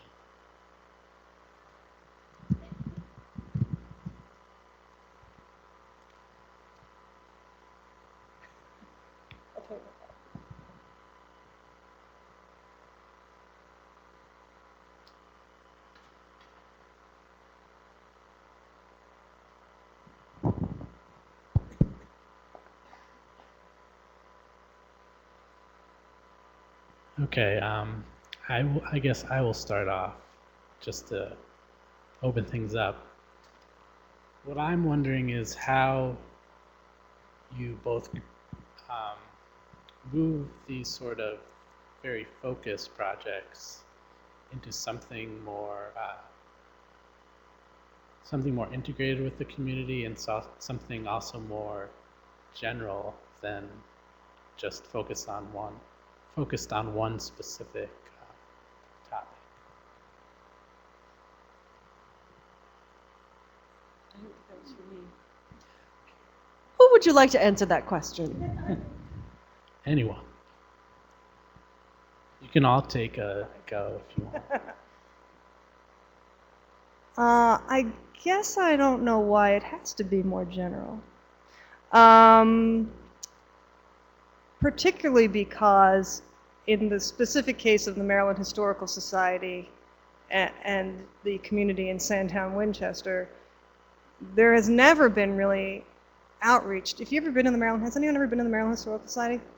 I hope you really like silver, because that's what you're going to see when you go there, right? It's a very traditional, old-fashioned kind of historical society that has been the sort of, actually has been very disconnected from the city. It sees itself as the state's historical society, and so therefore it's like the history of wealthy white people. So for me, I'm only speaking for me, I'm not speaking for the Maryland Historical Society. I think having a collection that allows people who've been disconnected from that place to speak directly back to it gets us beyond the question of diversifying collections and actually is more about like decolonizing this place. And I think that that is sort of the important impact of this project, my project.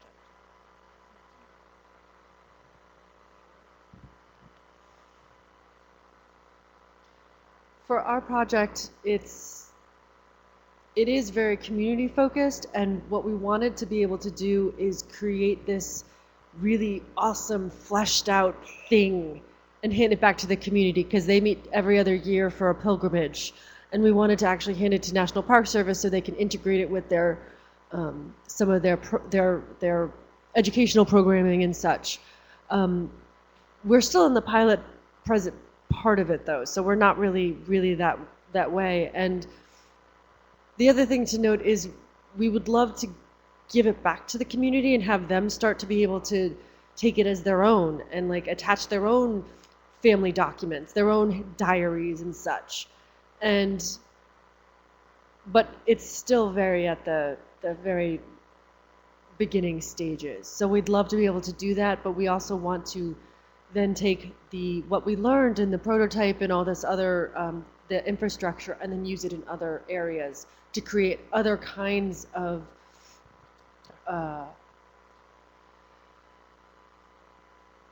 technology for other communities, such as the World War II looted art project that Dr. Michael Kurtz is running. So it can be used in other ways.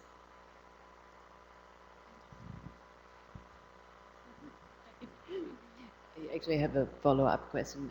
Do you, I don't know, have you cooperated with the Documenting Ferguson project and other archives? We've reached out to Documenting Ferguson and a couple others that are out there since, I mean, there's quite a few since Trayvon Martin, right? Like a few, this kind of growing Black Lives Matter movement has come with a few projects across the country to collect, protest around police brutality and inequality.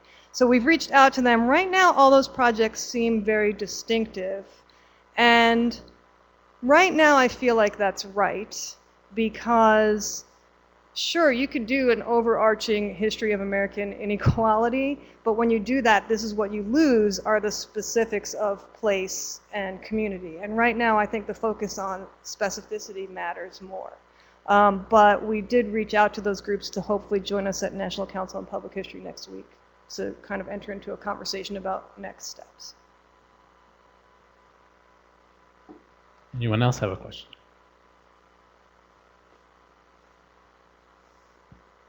Sorry, this is for Denise. You talked about the difficulty of getting people to tag metadata on pictures they uploaded to the website. Have you considered vocabulary lists to help people easily reference and look up what they need to put down, or is that not what you meant? I think that my colleagues at the Maryland Historical Society have now kind of established a standard vocabulary, and they actually went backwards to tag each item, so that there could be standardization and you'd be able to find things. I more meant, what do you call there's like a form that pops up. Thank you, Dublin Core. I kept thinking Irish. What is that Irish thing? I don't even know what it means. And so, like, the site even says all over it, like, Dublin Core. Well, okay, I have a PhD and I've done collections. I didn't know what Dublin Core was. So if, like, the people protesting who come from all walks of life or go to the site and they see Dublin Core, it doesn't mean anything. And so I just tried to go backwards and at least change the question so they knew what we were asking for and why we were asking for it. But apparently I didn't do a very good job. And people don't fill out everything. So I think for us what we need to do is figure out what is the, like, most important thing. We'll be wrong, I'm sure. But, you know, like, if we could narrow it to 3 or 4 most important things, what would they be? And I think that's the challenge, is trying to simplify that, because it's completely open collections, right? It's community source collecting. It's important to make it as easy as possible for people to put stuff in and make sure we have enough information that we could build on later.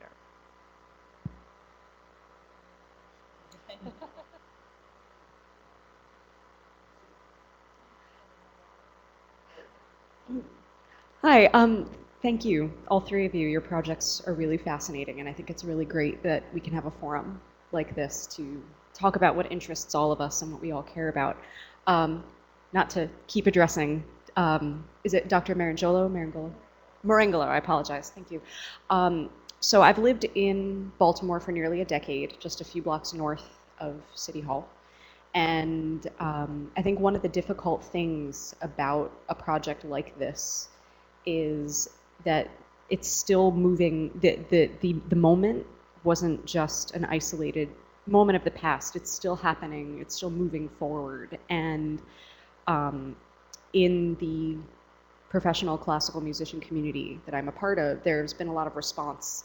And I think that's something to possibly incorporate, is not just the arts, but the community response, not just documenting the actual moment, because it shows the effect of the importance of the uprising, and that citizens are still being affected every day, and that they're processing it in their own ways. And whether it's, you know, the operas that have been written, or the fact that the National Opera is now, you know, they're doing an opera by John Adams that is all about civil rights. You know, there is a response that is happening, and that, you know, reaching out to business owners, you know, seeing who was affected by the awful vandalism, those moments that were taken advantage of in a time of mass chaos. Citizens, like I happened upon a Black Panther rally downtown. I didn't know it at the time. It was one of the most amazing experiences of my life. But I think, you know, this get-together that you're talking about, this National Council, I think that there are a lot of ways to inform members of the community and just residents of the city. There are other ways to go about it that I think can increase the access that you're seeking. The Twitter tags from the uprising, they're still popping up. They're still really active. I mean, my Facebook feed, you know, it's all Baltimore people, because I live there. And those tags are still popping up. Even members of the African American community who are musicologists, they'll find, you know, racist-leaning articles that are still being written and tagging it with Freddie Gray tags. And so I think, you know, just finding the little bit of legwork in terms of what types of, you know, groups are still talking about it, and that it's big, and it's difficult. So I know this wasn't exactly a question, but, you know, I was there. Buildings around my apartment were on fire for days, and so it's just something that's very close to me. So. I agree with you. I think that I'm thinking a couple things which may not be directly relevant to what you're saying, but one of the things is that when I built the site, people call me up and they want to be like, well, how is this going to heal the city? And I was like, I don't want to talk about healing the city right now. Yeah, like that's ridiculous to go from something bad happened to let's make it all better, right? Like, so for me, the space was to allow people to express whatever they were going to express.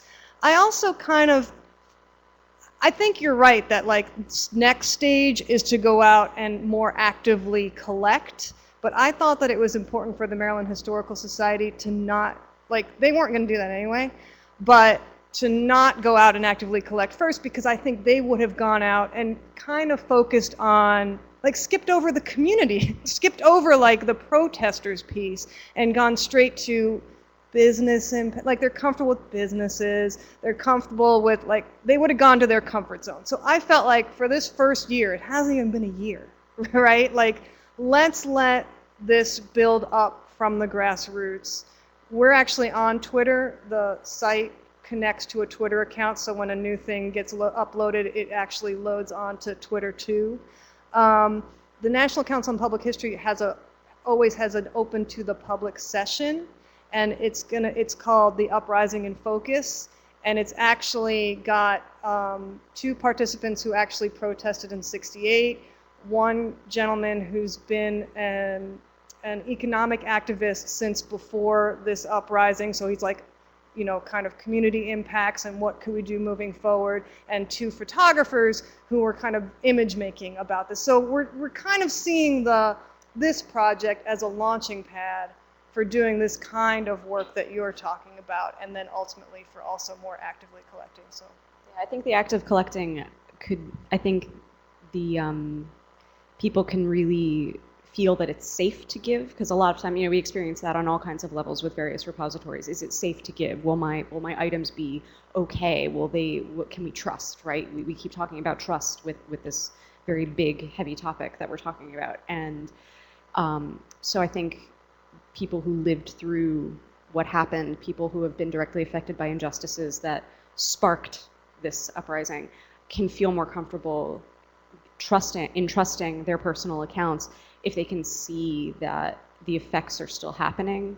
You know, I mean, the fact that, you know, there are photos being taken at City Hall during the trials, you know, I mean, I'm thinking to myself, wow, you know, I have jury duty next Monday. Is it for one of these trials? You know, and so it's just one of those things where if we understand that the response is just as important, and that that the internalization of the moment is just as important as the moment itself, then I think it demonstrates the sensitivity that the very existence of this project is looking to share. Yeah, so this is really wonderful, but yeah, so it was very cool to hear something like this when I can really connect with it. So yeah, thank you.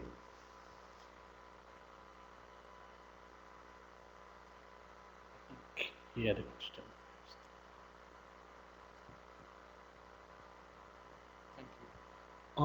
I have 2 questions about the Sandtown Winchester incident. You had mentioned, I'm not sure that I understood this fully, but were you saying that once the information was posted and is being posted on this website that's here, how could you prevent a police department or a government agency or a reporter or anyone from using information that's on a public website? we can't. And so the question, well, I will say this. I think they're more worried about, there's 2 options when you contribute something to the site. One is make it public, and the other is keep it private. And so if people have a choice to contribute something, but it's not visible on the site. So I think we're less worried about the stuff that's visible, because the police could use it, but so far there's nothing on there. I don't know. Are you finding? Okay, I was like, maybe he's showing you something that I'm wrong. But so far it hasn't happened, because there's nothing that's been contributed that's public that is showing anything that the police would care about. Like, there's not a guy throwing rocks. There's nothing that's identifiably criminal.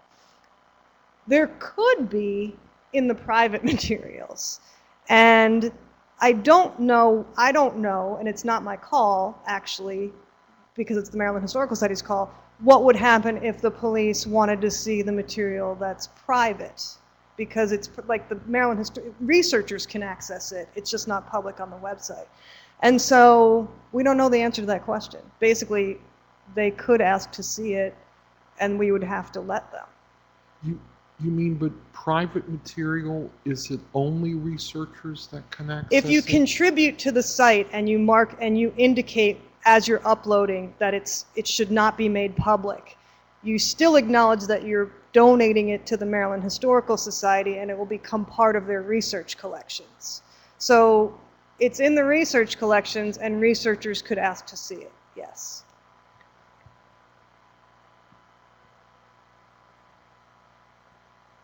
So one quick question from those viewing virtually. This is for Diane. They wanted to know what content management platform was used to make the graph database of Japanese internment records. Why was it chosen? I will do my best here. I am not the technical mind of the project. What we did was we worked with Analytical Solutions Inc. over in the UK, and we built a Cassandra-based Indigo graph database. That's the technology. What was that? I promise I'm not. So basically, this company that is in this archival technology space decided that they wanted to create something new from some of the emerging technology, and we partnered with them to be able to utilize it. And so these graph databases are, what I mean by graph databases are non-relational databases. So if you think of a database like an access database or something like that, it's very traditional. It's a one entry, has a unique key and one line, and then you create connections between it. So that's a relational database. You make relationships between certain entities. What a graph database does is it maps the relationships, not the entities. And so it's a very different way of doing it. If you have further questions and are very interested in this, my suggestion is you should contact Richard Marciano or Greg Jensen, part of the DCIC, and they would be happy to talk to you about all of this for days, and they'd love for student volunteers who wanted to learn this.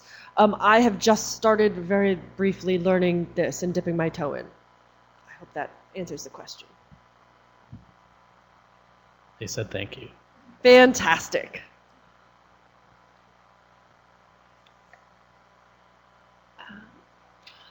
Hi. Miss Denise, I have a question. How did you promulgate this, the website? Once you got it up, how did you let people know that it was there to be Thank you. entered into? Thank you, because that was in my notes and I didn't say it. So the first thing we did, because we had done this backwards, right, and hadn't gone out and built relationships first, was to start where we were. So we started with the student activists at UMBC, and basically communicated on campus and through social media to let them know the site was live and to encourage them to contribute. I also had a couple of faculty members who contributed material, one of whom is married to one of the photographers for the city paper, so that was very convenient as a way to just kind of start, because I was afraid that we would build it and there'd be nothing. Like, that was actually my fear. But we were able right away to get at least student activists and faculty activists and witnesses and local photographers to put stuff up immediately, and then it had life, and that enabled it to move forward. Hello, thank you so much to all three of you for talking with us this evening about your amazing projects. I had a question specifically about the Tula Lake project. So you had mentioned in your talk that you were planning on turning over these records eventually to the people whose families were in this internment camp or who were born in the internment camp, and you really want to maintain like a sense of ownership for these people, as well as the sense of immediacy. You mentioned that many of these people are passing away, and much like other collections that we have in traditional archives, we want to maintain them for posterity. How have you guys considered other ways for the community to contribute to the project once it's turned over to them? So annotations on the documents, them being able to create their own oral histories. It'd be really interesting to hear even grandchildren or great-grandchildren talking about the stories that they heard and how that influenced them in today's culture. We're still seeing camps springing up in other areas of the world. The refugee crisis comes to mind. So I was just kind of curious if there were plans in the works or if there were any ways that large-scale contributions by other members of the community could be integrated into the project in the future. Thank you. Great question. So first off, I must have misspoke. We can't turn over these documents to the community because we don't own them. So what we want to do is sort of hand them this platform that already connects them to where they are. So part of the problem is the collections and the materials that we're working with Tule Lake or any of the camps is held in about a dozen different places, and they all own different parts of it. So some of it is owned by NARA, some of it by private collectors, but some of it like museums and California's state archive, possibly, has its own collection. So there's many different collections and who owns it. What we'd love to do is our pie in the sky was to create this thing and then have all the community upload their families' diaries and pictures and annotate what they did. Oh no, this is my grandfather, not, and this is this, or little stories and oral histories. And the National Park Service is actively trying to capture oral histories from survivors from the camps. There's a lot of these projects going on right now. We'd love to be able to say, hey, let's do this, let's connect it all. Unfortunately, we're not there yet. We'd love to be able to just do it all and make it all connected and then give it to them and they take it and run with it. And it's perfect. But we're not there yet. So we'd love to be able to do pie in the sky and do that and have them upload and have them annotate and have everybody just be creators. Katja, I really appreciate you opening your talk with quotation from Howard Zinn, which shows us that as a field we've been at it since the 70s, talking about how archivists can actually work while being professional, contribute to the larger social issues, that we can't be neutral or watch history happen. But it's still an ongoing debate in the profession. I've been attending the Society of American Archivists meetings, and in the pages of the American Archivist, there's even articles that say questioning whether or not social justice is an archival imperative, that it's a challenge to our neutrality. I just want to ask the panel about your thoughts on this, because there's still people in our practice that are questioning this particular ideal, that for people like me, I've already accepted it as something that is part of my professional identity. So it's really surprising to me that others are still thinking otherwise. So, but your perspective would be appreciated. Okay, thank you. Great question. I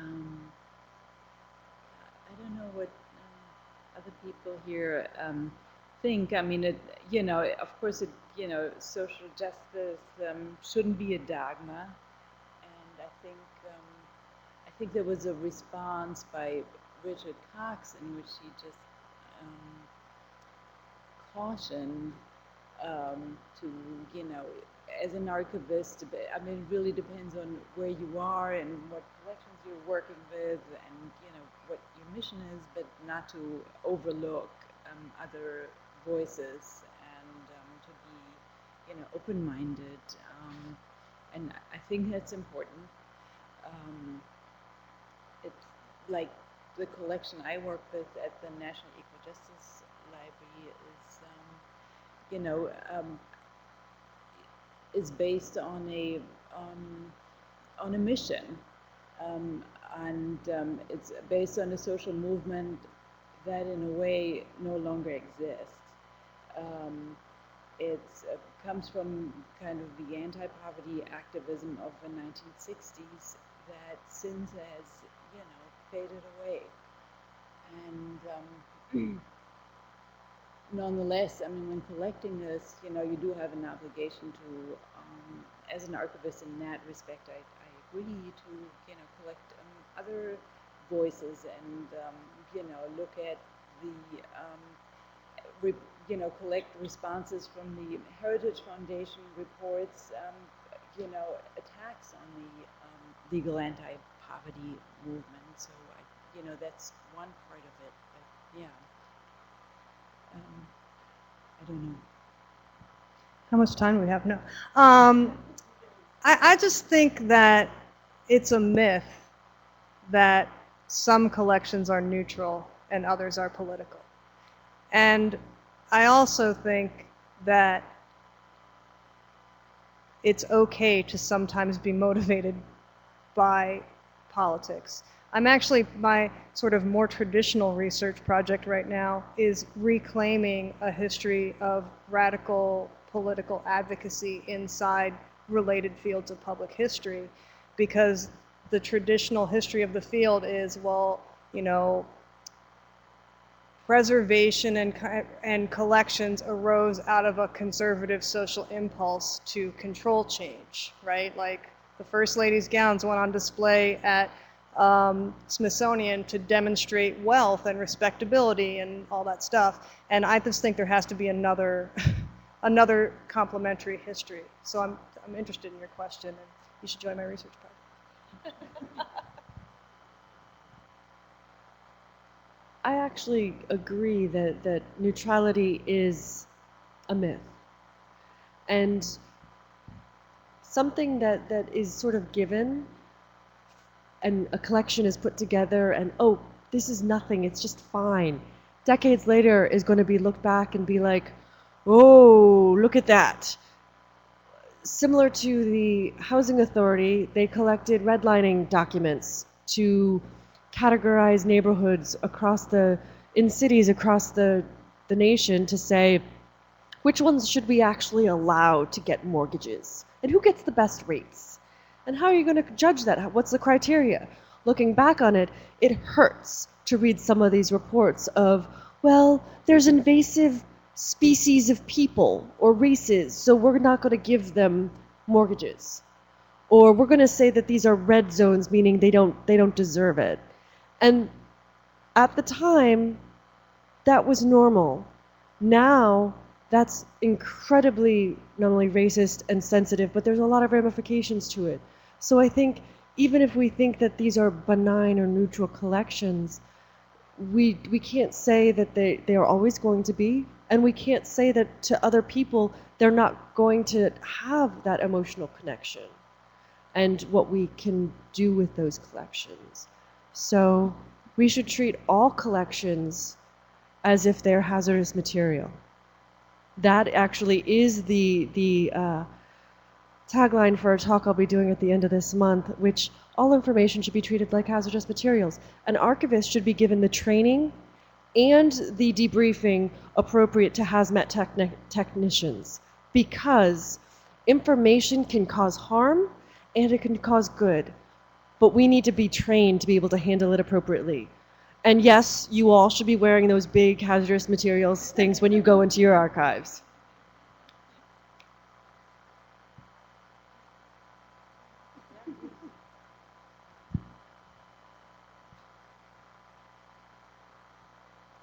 Well, we've unfortunately run out of time, but I think we should all give a big hand to our presenters.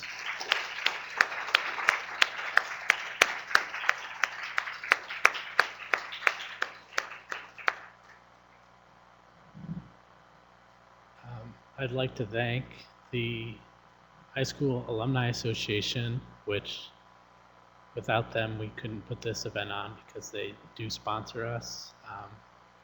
But I'd also like to say we've heard a lot of good things from our presenters this evening, and that we've had a dialogue, but now is the time to think about these things and put them into practice in your work, at least thinking about them in your everyday work and how they impact you.